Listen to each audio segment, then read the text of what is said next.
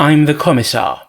We're watching Forged Alliance forever, and you need to squeeze in tight, because we have a 5-kilometre map today with 16 players on it. It's going to be a close fit. Now, just before we start, today I'm going to try an alternative to all that split screen and inset stuff.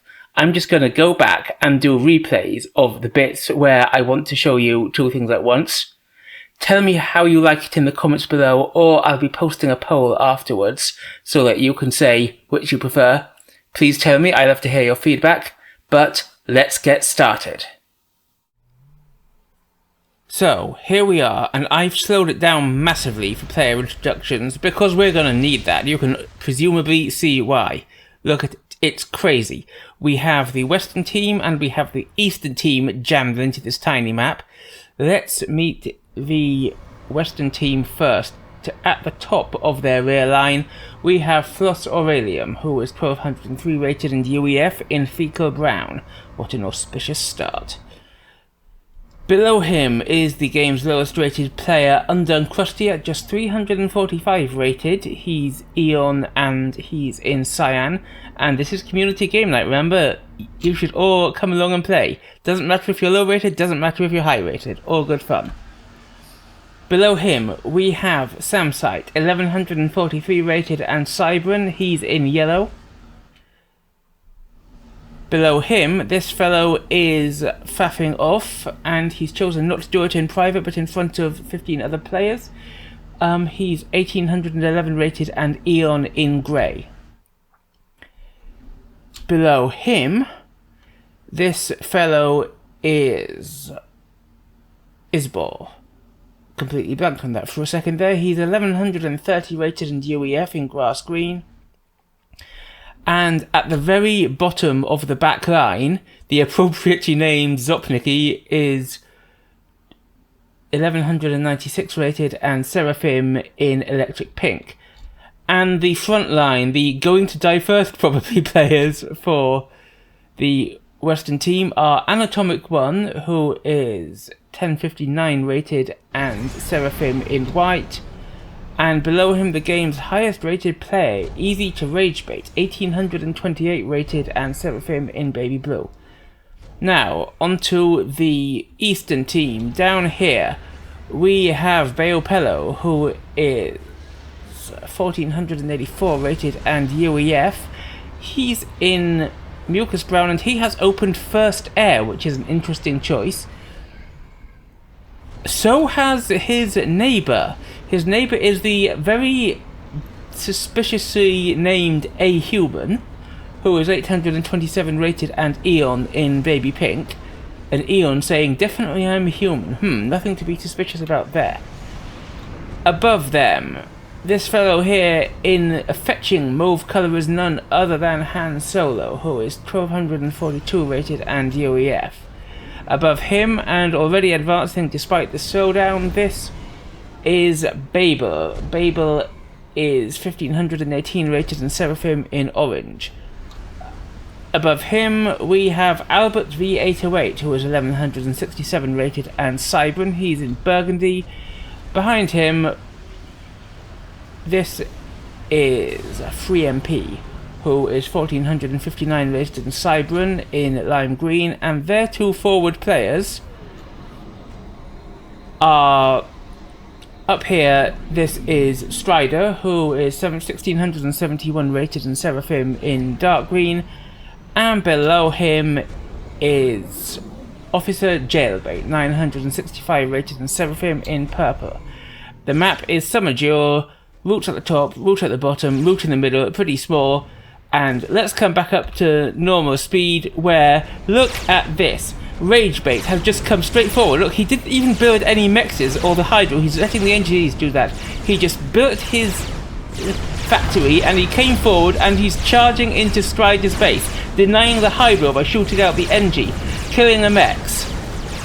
Gonna possibly kill another mex, but he's got 3 comms immediately descending upon him. Jailbait, Babel and Strydxr charge down on him, trying to build a factory to block. If they can kill the highest rated player, that will be a pretty nice pickup for the Eastern team.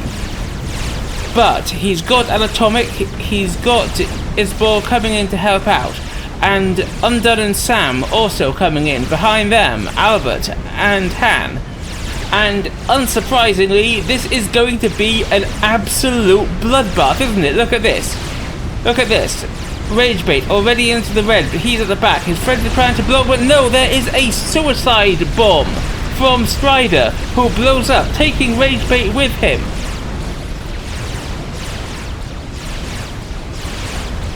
And suddenly that leaves Babel, and Babel also suicides, I think. Which means that Han's down into the red, and that takes out Sam's side, Officer-Jailbait. Look at this. This is absolutely brutal. And somebody else has died in there. Who is it? It's Anatomic and Ysball taken out by Han's explosion. And as the smoke clears, we see that Han... No, that wasn't Han's explosion, that was just Han shooting, but Han is into the red, and he's not getting out of this, is he? This is going to be... Boom! Yes, it's going to be another ejection. And Han is down and out, and that is utterly insane. Right, what else have we got happening? Down here, we have Human and Bayo coming in all on their own against Zopniky. Zopniky has spam, but he's got 2 comps on him, and Bayo has bomber support from the first air factory we saw. So Zopniky is taking the damage, but he's got spam coming in support. He's been inherited or been given the base belonging to whichever neighbour that was, because now let's not forget that we started as an 8v8. We're now a 4v4 just 4 minutes into the game. Babel brings another bomber in. Bayo brings another bomber in, because, you know, Babel's dead. But there's a point defense which they're luring Zopniky into, and that could do the job.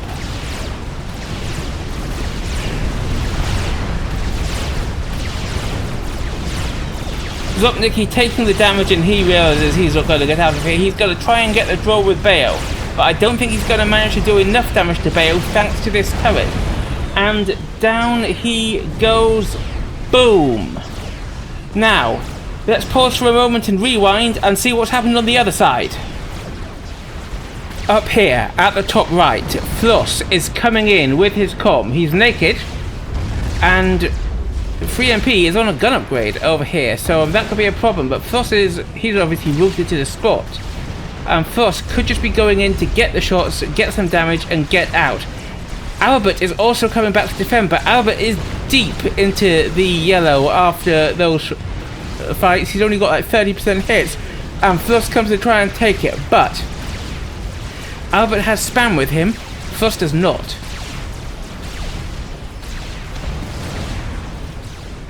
But Floss can take the spam, he shoots it, falls back, and then comes back to apply the pressure on Albert's face.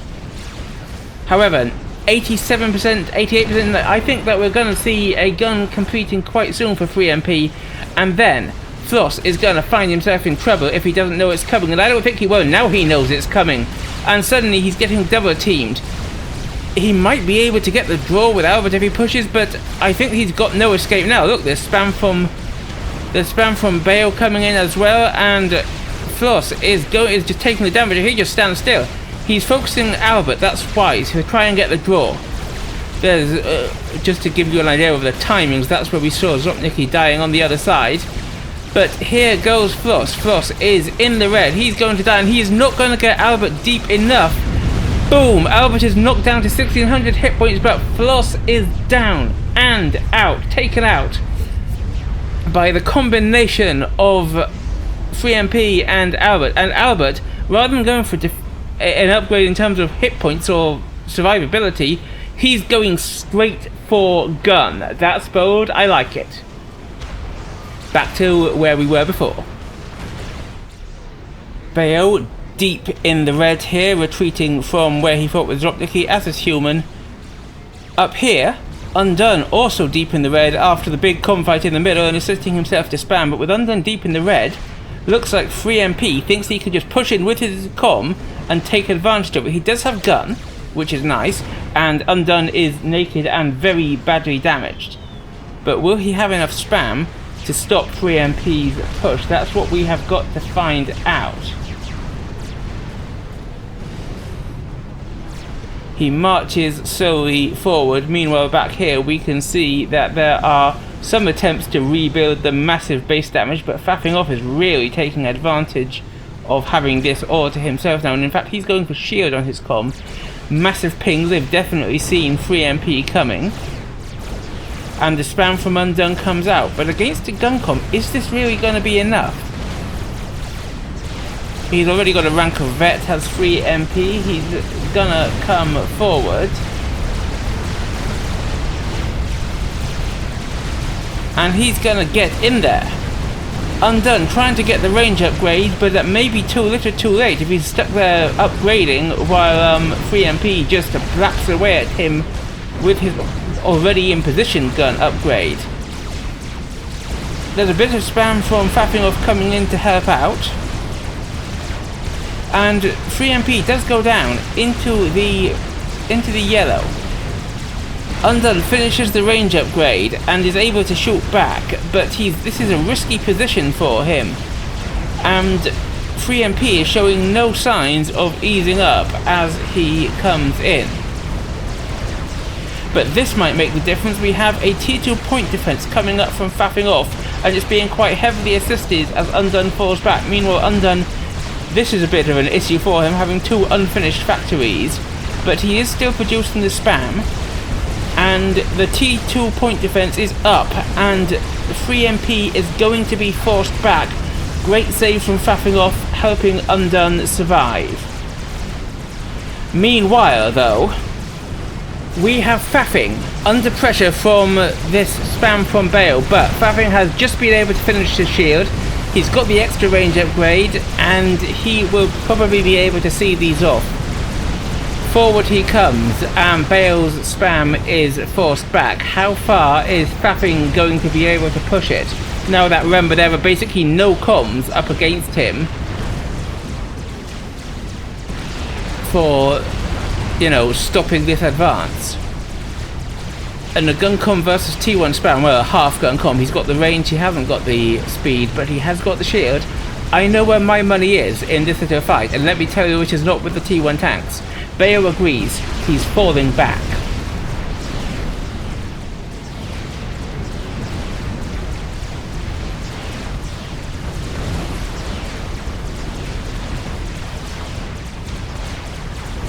And he's going to be able to take out this factory, is he? And now he's bringing in spam to support himself. That's nice to see.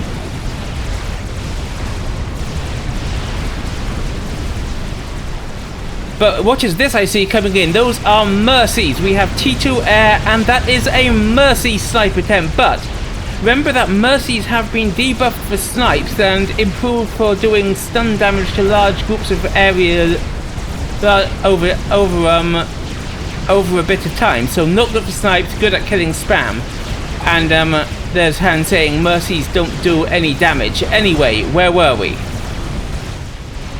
Quick check back in the Western team base here, where Faffing is on the way to T3. He's not assisting it hard yet, but if he gets that could be a real game changer.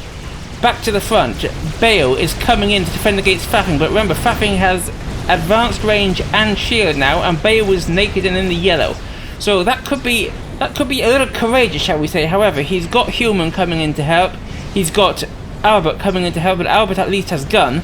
So that might be enough to stop Faffing's charge. Faffing, however, not being too keen on advancing just yet. Maybe he's waiting for his TP, although that's going to take a little while. No, he's not. He is coming in. He's going to be able to stop this expansion. We do have some jesters coming in here from FreeMP, those cheeky little Tech 1 gunships. But remember, we saw those Mercies from Human. Well, that means he's got T2 air, and he's bringing in T2 gunships, the Eon Spectres, to help out. And Spectres have a decent alpha strike. They're doing damage to Faffing's shield and forcing him back, but there's a lot of AA turrets here and a bit of AA in the mix. Faffing is probably going to be safe as Bayo advances into the fray. Now, Bayo really needs to be careful here. I don't think Human and Albert should be staying this far back. I think they should be coming in to support Bayo in this fight.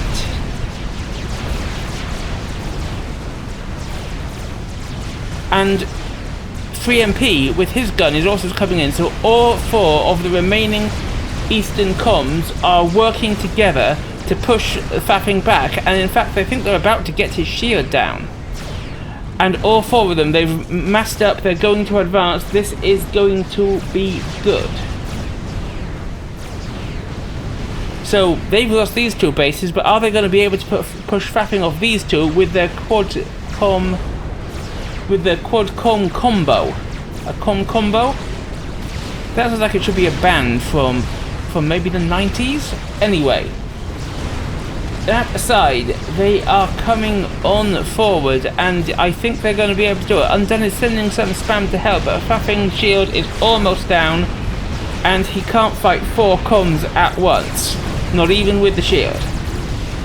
And remember, he doesn't actually have the gun speed upgrade, he's just got the range. And he's losing this eco, and look at that, the ecos are actually surprisingly close together as a result of that. However, he's putting up point defences on the cliff top here, which are going to be able to shoot down into the valley and cause a bit of trouble for these comms. So that might be enough to defend him.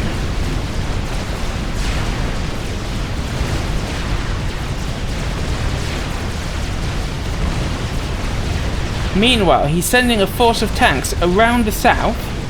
There are the gunships in defence here from Human. Point defence is going up to defend from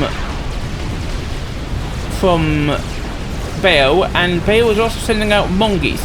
I would prefer rhinos in defence to mongeese, but this looks like it's going to be a pretty good attack from Faffing if he focuses, because mongeese are made of paper, that's why they're not so good in defence. And these guys are just going to be able to run through. They've claimed the mexes here, they've claimed the mechs here. Are they going to be able to get even more?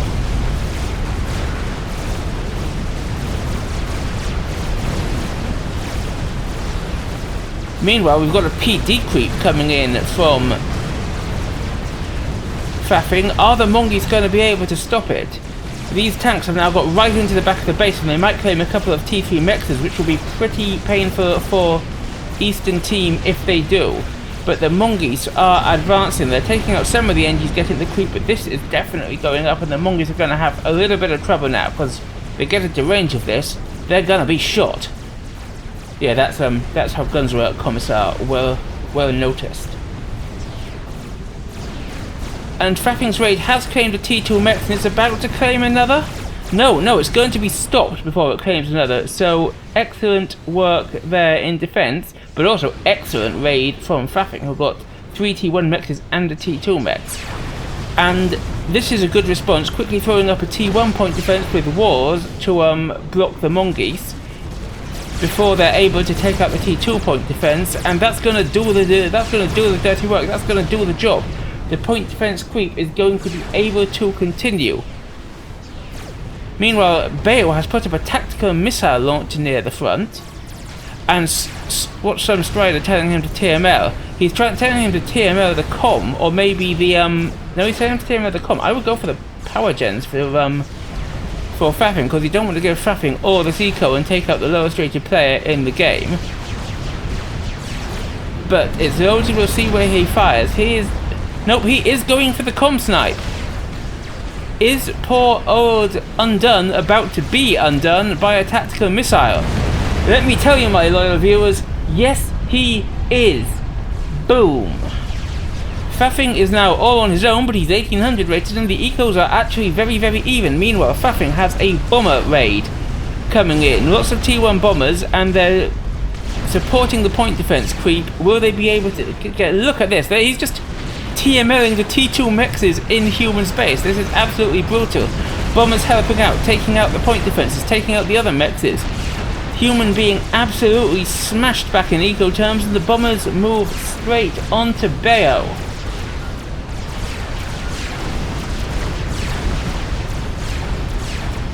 the creep advances, and what's Bayopello going to do is he's got a mech almost on T2. It makes it to T2, but how long is it going to last under this bomber pressure as the bombers go for the T2 point defense? There is AA in here, and it is slowly taking out the bombers, but at what cost? Down go the bombers, but look at this. Human on 1 mass, Bayopello on just 29. The Faffing is taking the eco lead. Meanwhile, Faffing is out here with T3 land. Look at that, he has bricks on the field, and that's going to be a big one. There's point defenses going up here, but there were already bricks. There's a gun com with a shield pushing in. What are the Eastern team going to be able to do about this? He's easily going to crush their forward bases. They've only got T1 mexes here, but even so. And it's going to help him build up that eco lead. This production's going down. T1 spam is no match for it. Bayopello is naked. There's the TML that shot undone. Is that going to be destroyed by this? But T2 point defenses are a threat unless you've got enough bricks to overwhelm it. And Faffing doesn't think he has. He's falling back as there are comms here. One of them with a gun. And yeah, Faffing is going to fall back for now. Meanwhile, we've got T1 Arty coming up from Bayopello to try and use the positioning of the landscape to stop the okay, well, I spoke too soon. I thought he was going to try and hide behind the cliffs and hills here against the straight line Sarah PD, but it didn't work super well. Up here, Faffing is pushing again with the bricks, with the comms, and there's point defense going up. Desperate defense here. Comms, nice overcharges, taking out the bricks though. And Bayopello still naked, still in the yellow, still on the front line, still balls out. And somehow I think the defense is actually going to hold. Here in the south, Faffing has been producing Ilshis from Zopniky's old base, and they are coming to wreak havoc on what's left for humans. And presumably also some of this stuff. FreeMP has some stuff down here. This HQ could be a nice pickup if he goes that way, and I think he might. This is Bayopello's land HQ, and it might be about to go down. Meanwhile, we can see more Ilshis massing down here. He needs to bring them in, join up with this lot, do some damage, but I think he might be in a position to do just that.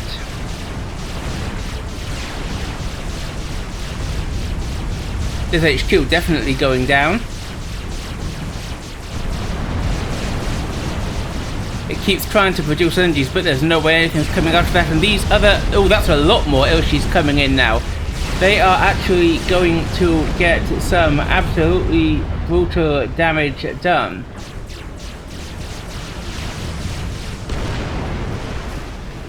Albert has started laser here, and Bayopello is helping him, but this is quite a bold position to start laser, and it looks like he's not going to finish it. This is a, just because, you know, look where he is. This is a laser of desperation, not a laser of strength. He does have a cheeky hoplite ray going around the top, which is quite nice. And Faffing will actually have to be a little bit careful, but we'll see about that. But however, we have to look down here now, because look at this. That growing crowd of Ilshis is pushing in, and they are going to have some trouble stopping it, because that's a lot of Ilshis. A couple of jesters here. The T3 air is finished for FreeMP, but he's not in a position, because he's still got to get this T3 P-Gen up, and the bombers come in. The bombers are going to try and deny it. They're going for the T2 P-Gen first, which is a lovely choice. Meanwhile, in come the Ilshis.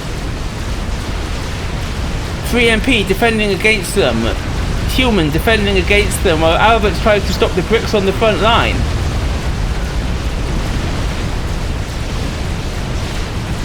And the P-Gen is down. What's that done to FreeMP's power? Well, he is very power stored, or will be in a second. He's not going to be able to finish. This is going to be denied. This is going to be so painful for the Eastern team. And the Ilshis are finally stopped by the combo. But over here, that means that Faffing has been able to push in with his bricks, with his com. and he is able to absolutely slam the damage down.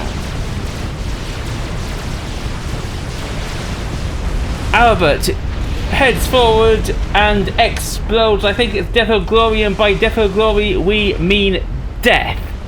The ecos were remarkably level until the Ushi raid, but now Faffing has a 50 eco lead. He has T3. I mean, technically, so does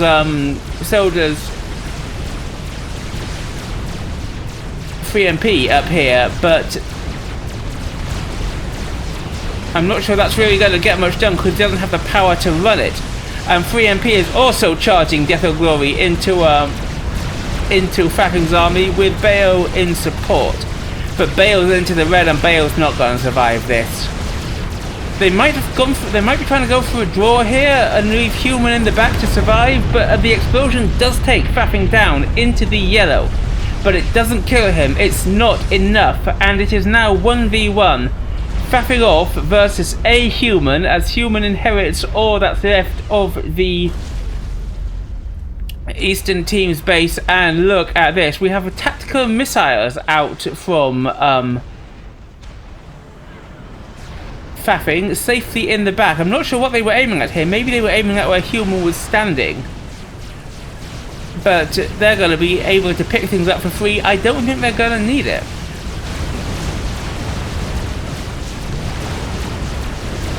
Oof. Painful hit on the Air HQ. Not that the Air HQ was doing much.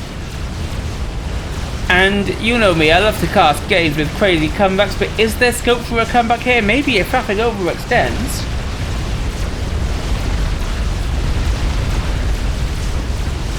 The banks and banks of point defense are going to do a job, but there's enough here to just overwhelm them, and there's also mobile missile launches coming in from Faffing here, which are going to be able to do a decent job overwhelming the point defense. Look at them, the point defenses are dying. They're all in the red here. One missile launch hit would do the trick.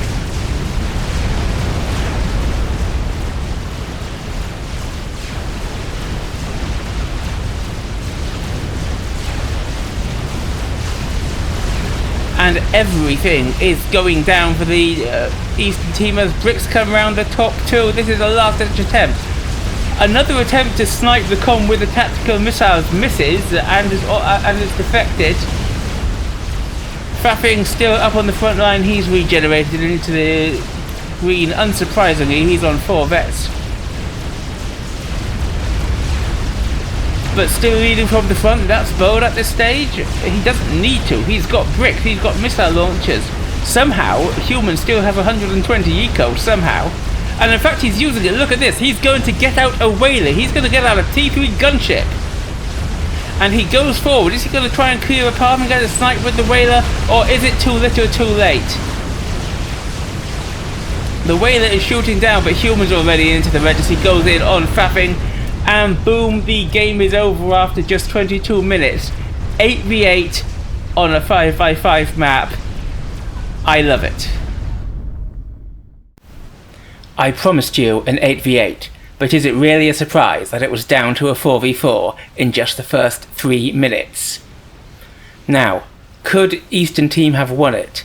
Was their mistake sniping the 300 rated com and giving Faffing all the eco when they could have, for example, sniped his T3 HQ? Tell me in the comments below. While you're down there, don't forget to tell me what you thought of the new format for going and doing replays instead of split screens. Also, don't forget to like, subscribe, and obey. I'm the Commissar. I will see you next time.